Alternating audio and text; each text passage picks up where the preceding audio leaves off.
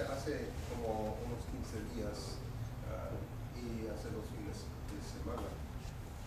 Fuimos el sábado y ahí estuvimos 3 días y regresamos a casa el miércoles antepasado. Era para explicarnos de lo que están haciendo los traductores Wycliffe y 2 otras organizaciones. Están usando ya gente que habla una lengua indígena y saben leer y escribir de alguna forma su idioma, y están haciendo traducciones del español, del inglés, de otra lengua mayoritaria. Y entonces ahí estaban unos 3 hermanos con sus organizaciones que están facilitando esas traducciones poco a poco, de acuerdo al hebreo y el griego. Así que esas personas no saben hebreo ni griego, pero tienen ahí un consultante que les está haciendo sugerencias, porque alguien más hace una retrotraducción de la lengua indígena al español, y entonces ellos van de acuerdo a esa retrotraducción que tienen ahí.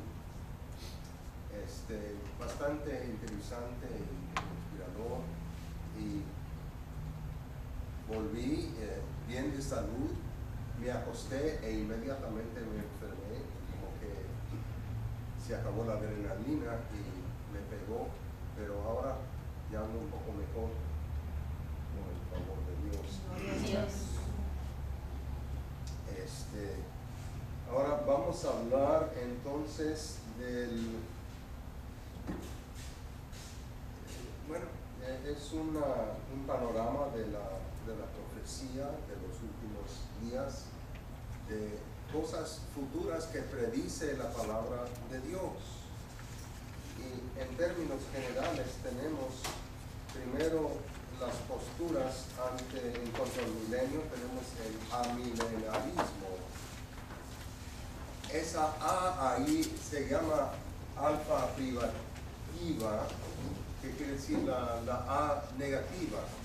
Theos es Dios, y un ateo es una persona que cree que no hay Dios. Entonces, amilenarista, como que milenarista, ¿de dónde viene eso? De Apocalipsis 20, que menciona unas 6 veces un periodo de 1000 años, y el amilenarista dice que no va a haber un periodo especial de 1000 años, sino que el Señor Jesús reina desde el cielo. Qué raro, ¿verdad? Admitimos en cierto sentido que Él es rey de reyes, pero no asumió el trono cuando estaba Él aquí, y tiene que explicarse todo eso. Lo rechazó su pueblo, y era una oferta genuina, la oferta del reino. Vino y se presentó como el rey, como el Mesías. Se llegó al punto en que retiró la oferta, y según algunas escrituras que vamos a ver, no esperamos en el futuro que el Señor cumpla las profecías y que siempre asuma el trono de David. Entonces los amilenaristas dicen que reinado es desde el cielo, y tribulación, pues siempre hay tribulación, y va a haber un solo juicio y algún día y una sola resurrección. Ray Summers, en su libro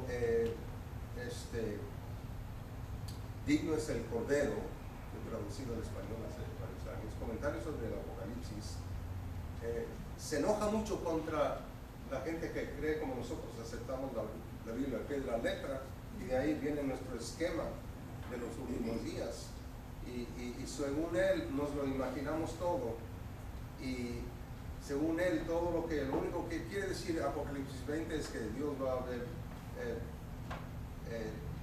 va a ganar la victoria sobre Satanás al mundo, y ya. Que están ahí tantos detalles, pues no contesta. Aunque hay algunos amilenaristas que a través de la escritura, cada vez que algo parece predecir algo tocante al reino mesiánico, según él, Alice se llama, según él, eso se va a cumplir en el cielo del estado eterno algún día. Hay un postmilenarismo también. Si pudiéramos trazar la línea, tendríamos los 1000 años y al final viene Jesús literalmente, o algunos de ellos quizá no dirían exactamente que va a haber 1000 años, pero un periodo según los postmilenaristas. Los milenialistas, ¿hay alguna denominación que enseña esto o son personas que tienen esta? La denominación presbiteriana oficialmente enseña que hay dos pactos, el pacto con Adán y como que pacto de gracia y pacto de obras, y son oficialmente amilenaristas. La Iglesia de Cristo creo que también tienden a ser amilenaristas. El liberalismo, me atrevo a decir, no cree esos detalles tocante a la segunda venida. Todo lo que sea liberalismo tiende a ser amilenarista. Hay varias denominaciones como la mía, la bautista, y hay la iglesia evangélica libre, que hay movimientos dentro de la denominación. Hay premilenialistas y hay amilenaristas y tal vez postmilenaristas.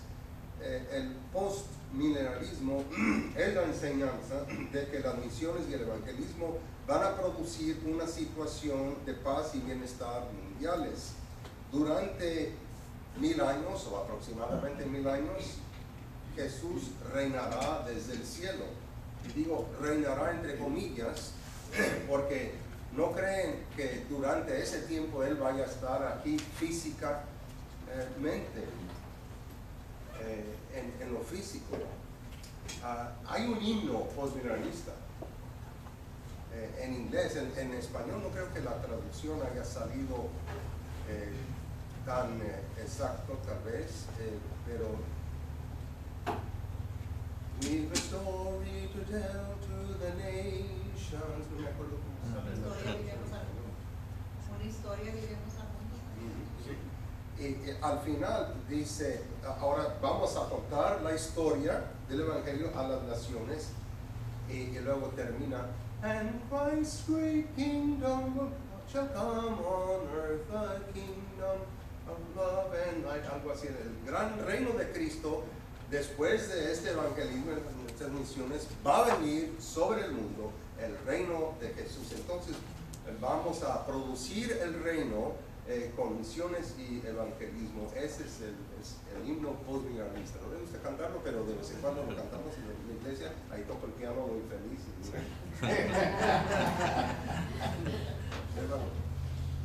¿Y sabe usted cuál es la posición con relación al postmilenarismo de la Iglesia Católica? Ellos tienden a ser amilenaristas. Creo que había algún postmilenarismo entre ellos, como antiguamente, como en Agustín. Si mal no recuerdo, he leído que ellos tuvieron en esa iglesia hubo una crisis teológica cuando pasó el año 1000 y no vino Jesús. O sea, según el postmilenarismo, después de estos 1000 años de paz, y según ellos, la Iglesia Católica constituía esa paz, y al final de esos 1000 años el Señor va a venir y va a haber un solo juicio y una sola resurrección, y vamos al estado eterno. Si la Iglesia Católica tiende a ser, bueno, es otra denominación, tiende a ser casi 100%, me atrevo a decir, amilenarista. También enseñan la evolución en sus iglesias, en sus escuelas, ¿verdad? Los católicos. entonces postmilenarismo. Ahora, era popular esta creencia, según un punto de vista, al final del siglo XIX y entrando en el siglo XX, después de la Primera Guerra Mundial y sobre todo después de la Segunda Guerra Mundial. Muchos abandonaron esta postura del postmilenarismo porque se hizo claro que no íbamos hacia una paz universal. Y muchos de ellos se hicieron arrianistas. Me han dicho hace como 30 años que varios estaban ya volviendo al postmilenarismo. Pero según estas dos posturas, Israel no tiene futuro. No hay reino físico y no hay nada para Israel, para los judíos, en el plan profético de Dios. Cabría mencionarse que después de un siglo o dos, la iglesia, hubo una ruptura entre la iglesia, que era una secta dentro del judaísmo, y el judaísmo no cristiano. Y salieron rechazando el milenio y salieron con la doctrina de la herejía del antisemitismo. Entonces que Israel ya no tiene nada para Dios y que los judíos son unos herejes, y llegaron al punto de hacerles hasta violencia, y bueno, los cristianos y los disque cristianos empezaron a tener esa actitud anti-judía. Y hay también el premilenarismo. Ahora, premilenarismo quiere decir que antes del milenio Jesús va a volver a la tierra y va a reinar durante 1000 años. Ahora, dentro de esto hay los que ponen al arrebatamiento al principio o en medio o después de la tribulación.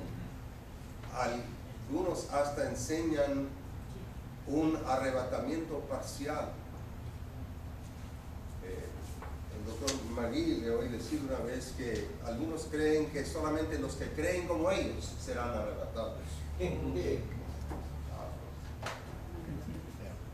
Y tienen sus razonamientos, y he leído acerca de estas cosas. Un estudiante me quiso convencer hace algunos años aquí que el arrebatamiento venía en medio de los 7 años de tribulación. Estuve escuchando. Pues, ¿qué piensa? ¿Qué dice? Dije, no entendí ni una palabra de lo que explicaste. No parecía tener ninguna lógica para mí. Nada de lógica. Hoy la gente habla de las copas de la ira y de los trompetas y de las plagas y todo esto. Y detalles. Y ahora, dentro del premilenarismo, entonces hay campos de pensamiento, como digo. El premilenarismo histórico no cree que haya futuro para Israel. Y muchos de ellos ponen el arrebatamiento al principio de la tribulación. Y eso nos da ciertos problemas. Yo soy premilenarista dispensacional. Y ahora entré al seminario habiendo sido enseñado en la iglesia según el premilenarismo, no dispensacional más o menos. Pero yo no tenía mucho detalle, no entendía mucho de ello, pero la mayoría de mis profesores, no todos, pero la mayoría eran arrianistas, y dispensacional para ellos era una palabrota fea. Y así que me convencieron más o menos, pero después que salí del seminario me puse a leer libros, y ahí estaban a la mano libros del seminario bautista, del seminario teológico de Dallas. Y para mí era interesante lo que ellos escribían, pero no sabía ni cómo creer. Pero también alguien me puso en un curso cuando entré en el seminario sobre la autoridad bíblica y la interpretación bíblica, y ellos enseñaron ahí otra palabra fea, alegorizar. Enseñaron que hay que aceptar al pie de la letra, o la palabra que se puede usar es literalmente la escritura, toda la escritura. Y alegorizar era la otra alternativa, si uno no acepta literalmente, sino que uno empieza a decir, pues quiere decir otra cosa. Decía yo, pues alegorizar no está bien. Y leía yo ese libro de Pentecost, Things to Come, y hablando de lo literal y estudiando comentarios y haciendo estudios bíblicos y prédicas con los hermanos, me decidí a favor del dispensacionalismo premilenarista. Nada más porque era lo más literal. Ahora, todos estos esquemas, el que más me alegoriza es el amilenarismo, y vamos hacia lo literal en el premilenarismo, pero lo más literal es el premilenarismo dispensacional. Según como se pueda, Ryrie en su libro sobre Apocalipsis, que se tradujo también al español, habla de los diferentes esquemas para interpretar el libro de Apocalipsis, y él recomienda la interpretación llana o interpretación literal, o según el uso normal del lenguaje para su punto de vista. Y así que bueno, hay otros puntos de vista. Hay los, por ejemplo, en nuestra iglesia hay un par de hermanos que son de la escuela, hay la escuela preterista que dijo en Apocalipsis todo sucedió en el primer siglo, todo habla del siglo pasado. Y luego vienen algunos y dicen, es que todo estaba en código para animar a los hermanos del primer siglo que estaban bajo persecución. Ellos sabían lo que querían decir todo, pero nosotros no, pero qué bonito libro ahí, pero no nos sirve para nada, según ellos más o menos. Y luego hay los historicistas que no están entre sí de acuerdo en cuanto a amilenarismo, premilenarismo, es una cosa secundaria para ellos. Para ellos lo principal es que el anticristo y mucho de lo que se predice en las escrituras tiene que ver con la Iglesia Católica y el Papa. Así que anticatolicismo es la gran doctrina para esa escuela de pensamiento.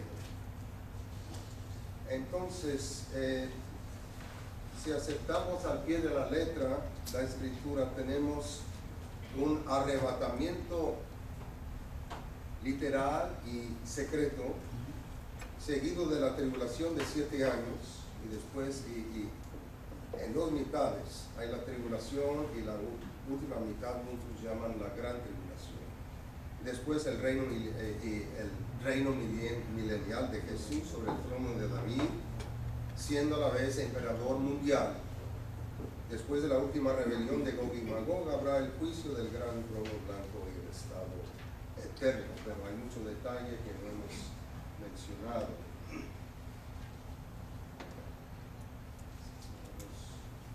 Los premilenialismos en general, histórico y dispensacional.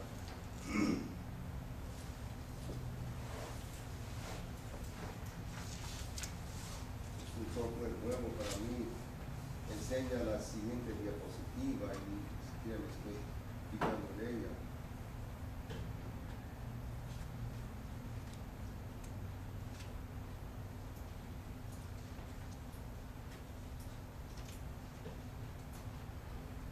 Entonces, hay las promesas y profecías del Antiguo Testamento, se pueden aceptar literalmente, pero algunos no las aceptan literalmente. La contestación para todo esto ¿qué tenemos en el Antiguo Testamento? Dios le promete a Abraham posesión de la tierra, la llamada Palestina, la tierra de Canaán, o después se llamó la tierra de Israel.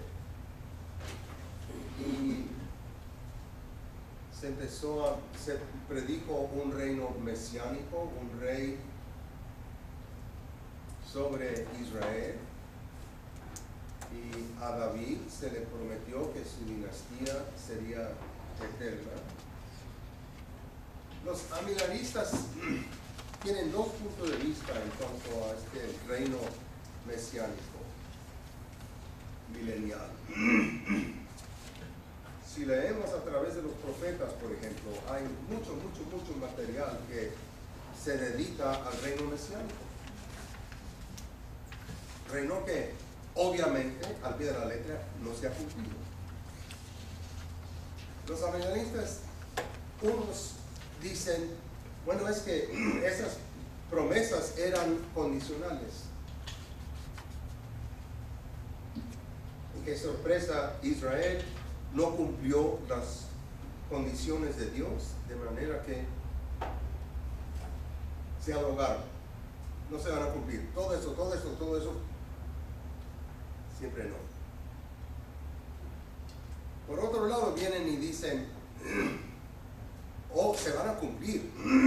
Y no sé si a veces una misma persona dice ambas cosas, pero si la una es cierta, la otra no. Dicen, eso es mucho más sublime.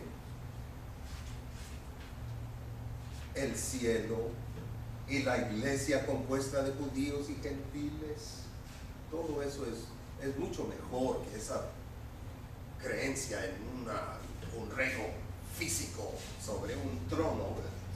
Un hombre se siente en un trono, en una silla. ¿Qué importa eso? Así que si el uno es cierto y el otro no, deberíamos hacer la pregunta, Israel, Abraham, Israel, David, etc. Cuando Dios les dijo esas cosas, ¿entendieron al pie de la letra? ¿Entendieron que iba a haber un reino físico o no? Pues sí. Entonces, ¿que Dios los engañó?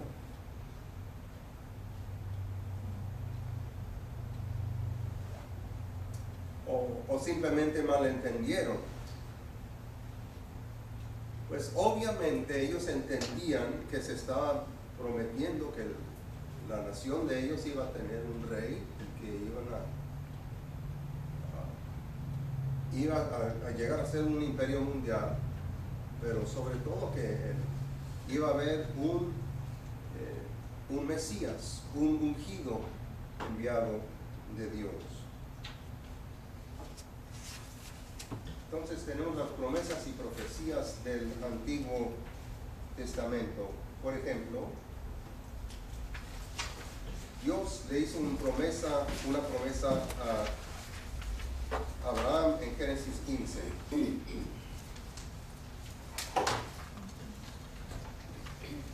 Dios llamó a Abraham de la nada, sin ningún concurso. Y Abraham estuvo pidiendo a Dios que se le apareciera y que le diera prole, posesión de terrenos, una nación, nada. Dios actuó, Dios escogió a un tal Abraham. Primero fue de Ur de los Caldeos, y le dijo Dios, sal de tu tierra, de tu parentela. En principio se fue su casa, se fue su padre, se fue su familia con él, se radicaron en Harán, donde estuvieron algunos años, y después Dios repitió la promesa y solamente Lot fue con él esta vez y siguieron la dirección de Dios y llegaron a la tierra de Canaán. Después de algunos años todavía no tenía prole, pero Dios le había prometido que iba a hacer de él una gran nación. Pasó Entonces Dios se le aparece en Génesis 15:1. Vino la palabra de Jehová, o mejor, Yahweh, a Abraham en visión, diciendo: no temas, Abraham, yo soy tu escudo y tu galardón será sobremanera grande. Y dice, pues ¿cómo sabe esto? Porque el mayordomo de mi casa es el que va a heredar todo lo que tengo. Mis hijos pues no tengo. ¿Qué de mis hijos? ¿Qué de tu promesa? ¿Cómo Dios dijo: uno que saldrá de ti heredará estas cosas? Dijo: no puedo saber. Entonces Dios, ¿qué hizo?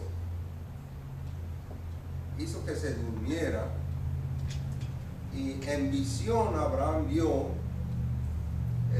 primero dijo que sacrificaran unos animales, que lo cortara en pedazos, así, dejando un espacio en medio de los dos pájaros, los cortó. Pero entonces Abraham no podía moverse, vio que una antorcha pasó por el medio de todo eso. Y Dios dijo: así será tu prole grande y tu pueblo irá a Israel 400, a Egipto 400 años y volverán.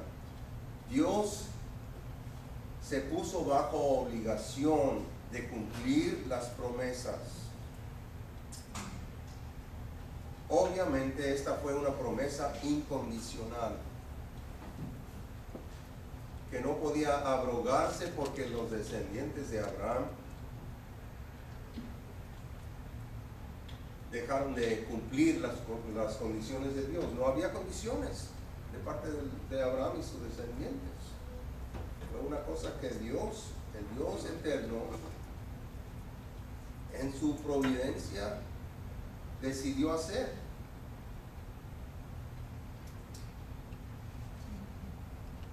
Según Samuel 7.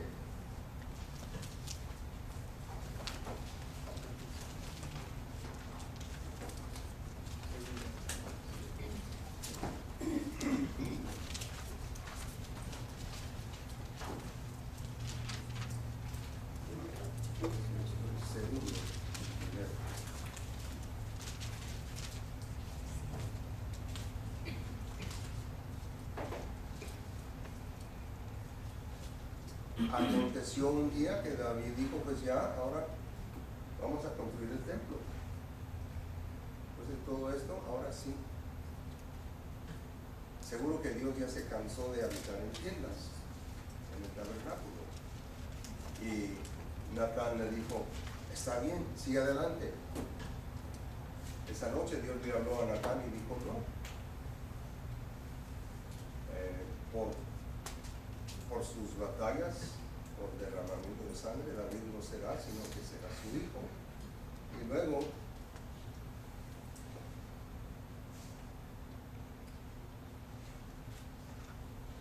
ahora así dirás, versículo 8: a mi siervo David, así ha dicho Yahweh de los ejércitos: yo te tomé del redil, detrás de las ovejas, para que fueses príncipe sobre tu pueblo, sobre Israel. Y he estado contigo en todo cuanto has andado.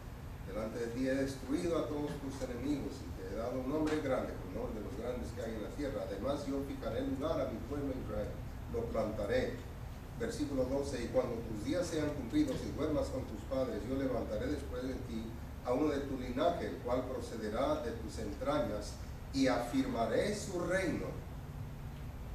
Él edificará casa a mi nombre, y yo afirmaré para siempre el trono de su reino. Pues de primer plano, su hijo fue Salomón, pero afirmaré para siempre el trono de su reino. Dios había escogido a uno, Saúl, para ser rey sobre su pueblo, y por su conducta Dios lo rechazó. El sueño de cada rey era que su dinastía perdurara. Pero entonces Dios dijo a Samuel que lo había de Saúl, lo había rechazado Dios.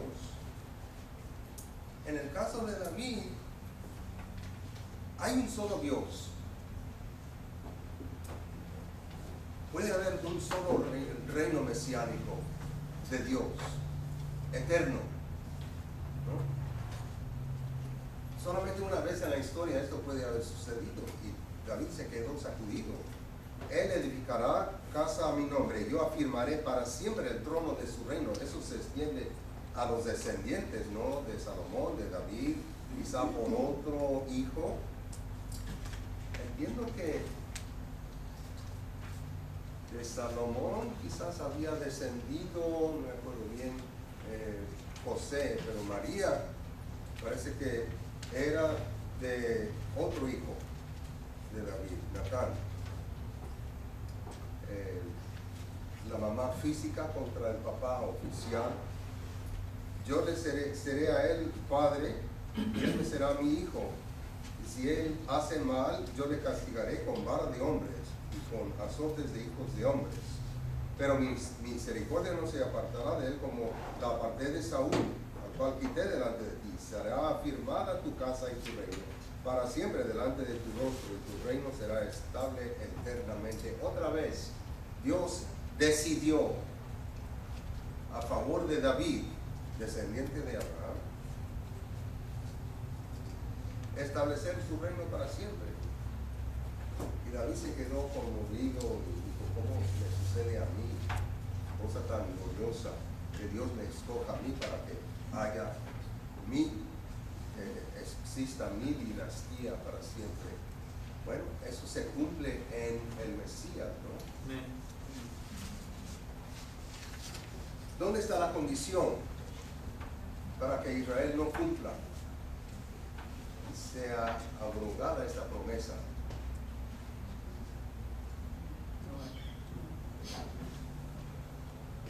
Veo cierta cosa que está en peligro aquí. La veracidad de Dios, la palabra de Dios. A los seminaristas les ofende un poco quizá todos estos esquemas de las plagas de Apocalipsis y el anticristo y tribulación y luego la milenio. No sé por qué no les gusta la idea del milenio, pero todo eso de lo físico no les gusta. Se creen más sublimes. En vez de alegorizar, algunos usan la palabra espiritualizar. ¿Cuál es la palabra que se usa? Algo así como lo espiritual es más sublime que lo físico, desprecia lo físico. Esa es la filosofía griega, que hace una división entre lo físico y lo espiritual. Y lo espiritual es bueno y lo espiritual es lo físico es malo. La Biblia no hace esa distinción. Dios creó el universo es bueno, y Dios prometió que iba a reinar su hijo. Y bueno, si es una dinastía perpetua, eterna, con otras escrituras podríamos ver, pues esto se cumple en el Hijo eterno de Dios, en el Mesías. Y deberíamos ver entonces el Salmo 2.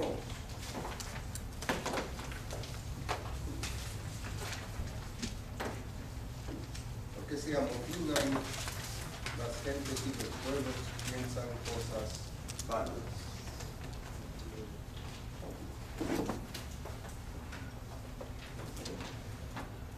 Entonces se rebelan las naciones de la tierra y sus reyes contra Dios y contra su ungido, Mashiach en hebreo, o sea, Mesías.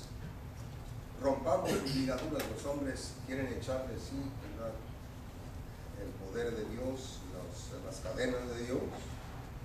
El que mora en los cielos se reirá, el Señor se burlará de ellos. Luego lo hará ellos en su furor y lo turbará con su ira. Pero yo he puesto en su ira, pero yo he puesto mi rey sobre Sión, mi santo monte. Mi rey, pues ¿quién será el rey de Dios? Y su ungido, versículo 2, los ungían derramando aceite en la cabeza y mojándose realmente todos, y eso los apartaba para el servicio especial, para ser sacerdote o rey. Yo publicaré el decreto. Bueno, ¿qué es Sion? Es Jerusalén, ¿no? Yahweh me ha dicho, mi hijo eres tú, yo te engendré hoy. Entonces se trata del Hijo de Dios. Pídeme y te daré por herencia las naciones y por posesión tuya los confines de la tierra. Los quebrarás con vara de hierro. Ahora pues, oh reyes, sed prudentes, admitid amonestación, jueces de la tierra. Pesad al Hijo para que no se enoje y perezcáis en el camino del bienaventurados todos los que en él confían. Aquí se predice el reino mesiánico, ¿no? El libro de Hechos se cita este salmo. ¿Cómo podemos decir que estamos tomando en serio la palabra de Dios con escrituras como estas si no creemos en un reino futuro físico? El que sea físico no quiere decir que sea malo o pecaminoso, inferior a lo celestial.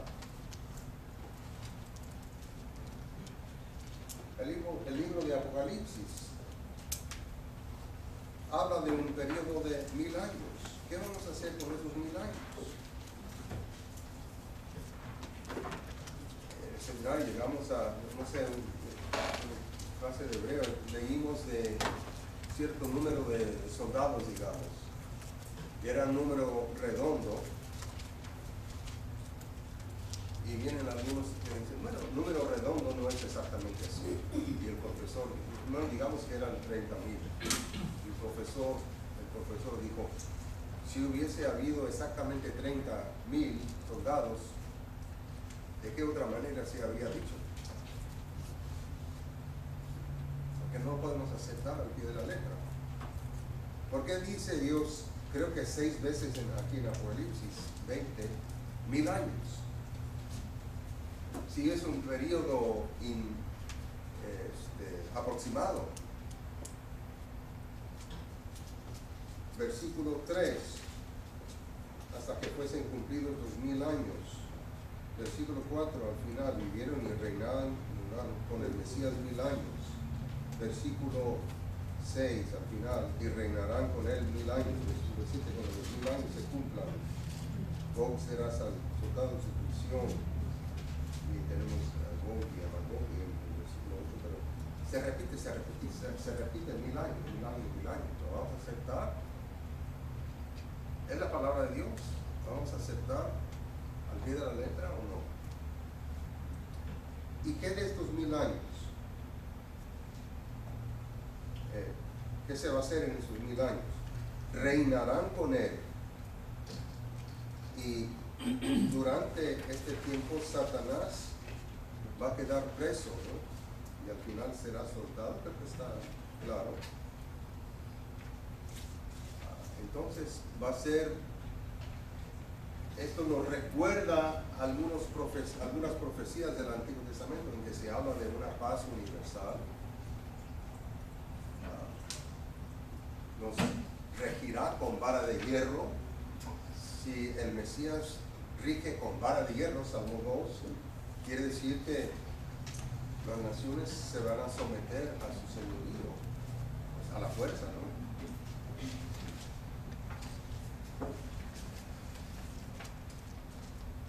Entonces, Apocalipsis 20. Y tenemos según Tesalonicenses 2, del 1 al 12. Me puse a hacer un estudio de este pasaje con unos hermanos en mi iglesia. Me pastoreaba.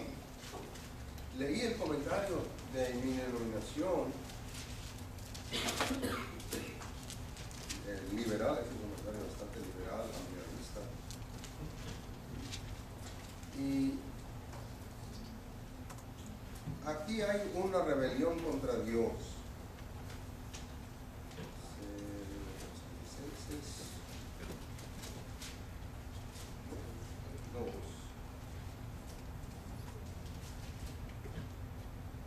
Respecto a la venida de nuestro Señor Jesucristo, nuestra reunión con Él, nos rogamos que no nos dejéis mover fácilmente. Primero viene la versículo 3, la apostasía, el hombre de pecado, el hijo de perdición, el cual se opone y se levanta contra todo lo que se llama Dios o es objeto de culto, tanto que se sienta en el templo de Dios como Dios, haciéndose pasar por Dios. No se trata de una rebeldía así como, algo así como la que vimos en el Salmo 2, en que hay rebelión mundial contra el Dios del cielo, y un hombre se pone ahí en vez de Dios. El término anticristo, vamos a ver después, anti quiere decir en lugar de o contra. Pues este hombre es ambas cosas, ¿no? El comentario Broadway, creo que Herschel Hobbs, algo así fue el autor de ese comentario. En un comentario amilanista dice: ese es un periodo de rebeldía contra Dios, obviamente futura, con este hombre líder. El templo de Dios, el templo de Dios, con ese artículo puede haber uno solamente. Entonces, en todo el mundo va a haber un templo en que este hombre malvado se va a sentar en medio del templo, no el templo de él, el templo de Dios, y va a decir: yo soy Dios. Esto sería durante la gran tribulación. Bueno, llegué a la conclusión a que este amilanista que supuestamente no cree en la gran tribulación estaba diciendo: la gran tribulación todavía está en el futuro. Los amilanistas dicen: pues siempre va a haber tribulación. Pues obviamente ese es un periodo especial. Y el Señor Jesús usa ese término, dice: nunca hubo ni nunca habrá después una tribulación tan grande. Mateo 24. Se cree que durante los 1000 años Cristo va a reinar y nosotros vamos a reinar con Él. La gente que entra al milenio es gente que sobrevivió a la gran tribulación. Sí, hermano. Eso creo yo. Y nosotros vamos a reinar con Cristo, aunque vamos a tener cuerpos glorificados ya. Eso creo yo, sí. Creo que la escritura enseña eso. Uno tiene que ir juntando una escritura con otra. Hace años yo oía gente que hablaba de estos temas y citaban versículos aquí y versículos allá, y decía yo: lo están sacando fuera de su contexto. Bueno, tiene que hacerse si se pone todo sistemático. Pero lo que hice fue, a través de los años, ver pasajes en su contexto y luego estudiarlos y enseñarlos. Yo también tenía esas preguntas, pero no sé si entraban aquí en el milenio, en lo que está hablando del milenio, o en el punto 8. Más allá, que sí. también va a hablar del milenio, porque esas eran mis preguntas. Viene Jesús con la iglesia, ¿dónde va a estar el trono de Jesús? ¿Qué va a hacer la iglesia? ¿Qué va a hacer la gente que salió de la tribulación? O sea, ¿cómo va a ser esa vida en esos 1000 años? Pero no sé si sea en este o hasta en el punto 8, que también va a hablar del milenio. Sí. O sea, ¿cómo va a ser esa vida? ¿Cómo va a vivir la gente? ¿Qué es lo que va a hacer la gente que va a vivir? ¿Y qué es lo que va a hacer la iglesia que viene con Jesús? ¿Y dónde va a estar Jesús? O sea, algunas todo cosas eso. las sabemos, otras no. Lo que está explícito en las escrituras hay que aceptarlo al pie de la letra. Lo que no, hay conclusiones lógicas que se pueden tomar teniendo en cuenta todo lo que la escritura dice. Y a veces hay que juntar lo de las 70 semanas de Daniel con cosas que tenemos en Tesalonicenses y en Apocalipsis y en otras partes. Comúnmente se cree que todo está en Apocalipsis. No, en Daniel y el Apocalipsis no, hay mucho más en el resto de la Biblia. Pero lo que usted cree que es, hermano, ¿cómo va a ser? Lo que usted cree, ¿cómo va a ser esa vida en los 1000 años? Bueno, a mi parecer, Por lo que ha estudiado usted. bueno, vamos a brincar un poco. O solo que sea el punto 8. Según las Tesalonicenses, pregunta y se manifestará aquel inicuo a quien el Señor matará con el espíritu de su boca. Parece ser la segunda venida de Cristo. La batalla de Armagedón, que no dura mucho, destruirá con el resplandor de su venida inicuo cuyo advenimiento es por obra de Satanás, con señales mentirosos.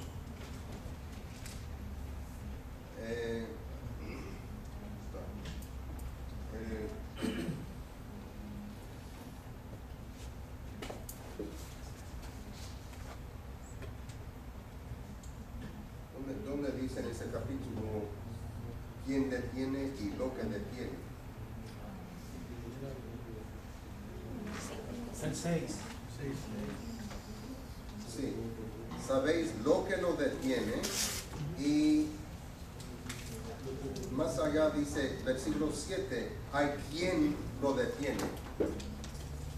Son dos participios en el original, de género neutro, lo que se traduce, de género masculino, que se traduce quién lo detiene.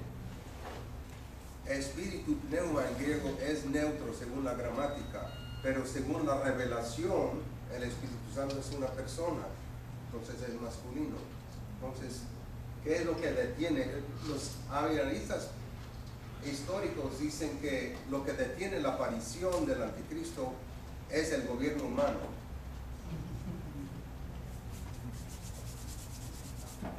Hoy día estamos viendo que el gobierno humano no detiene las fuerzas del mal, sino que ahora hay gobiernos que tienen toda la corrupción del mal adentro,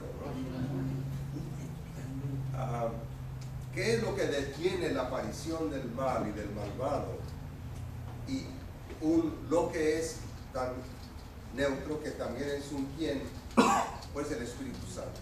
Muchos dicen, pues tiene que ser el Espíritu Santo. Entonces, tenemos el arrebatamiento en 1 Tesalonicenses. Seremos, parece que se incluye toda la iglesia. Entonces, ¿qué va a pasar cuando la iglesia sea arrebatada? Si va a pasar algún tiempo, se va a manifestar el hombre inicuo, el hombre de pecado. Y,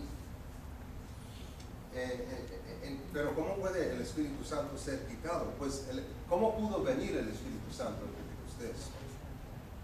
¿Qué pasó? ¿Qué cambio hubo? Empezó a habitar en los cuerpos de los creyentes cuando antes no había sido así. Entonces sería un regreso a las condiciones de antes del Pentecostés. Entonces la iglesia, que es sal y luz, ya no está. Antes del Pentecostés, ¿algunos pudieron salvarse? Sí. Pues yo creo que muchos se van a salvar en la tribulación, por feas que vayan a estar las condiciones. Y vamos a ver que hay juicios sobre las naciones y sobre Israel antes del milenio para decidir quiénes entran en el milenio, y los demás pues al infierno irán. Entonces, reinar con Él, no sé exactamente cómo vamos a reinar con Él, pero el Señor Jesús da las palabras en que dice, bien hecho, buen siervo y fiel, te voy a poner sobre 2 ciudades, sobre 10 ciudades. Entonces quizás la administración de todo el mundo la pondrá en nuestras manos. Hermano, entonces ahí es cuando separan los cabritos de los corderos. Sí, Génesis 25, el juicio de las naciones.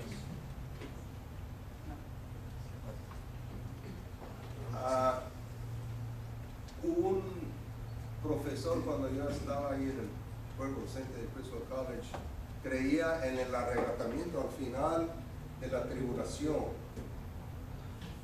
Entonces, que todos los creyentes serán arrebatados y obviamente volverán a la tierra con el Señor Jesús, ya en cuerpo de resurrección. Entonces, esa es una pregunta muy grande que veremos después. ¿Quiénes poblarán el milenio? Y ellos, algunos de ellos dicen, pues se va a quedar solamente la gente inconversa. Pues no es el milenio, con puros inconversos. Pero otros dicen, bueno, los creyentes en su cuerpo de resurrección, eso no es el milenio, es el estado eterno, si están todos en su cuerpo de resurrección.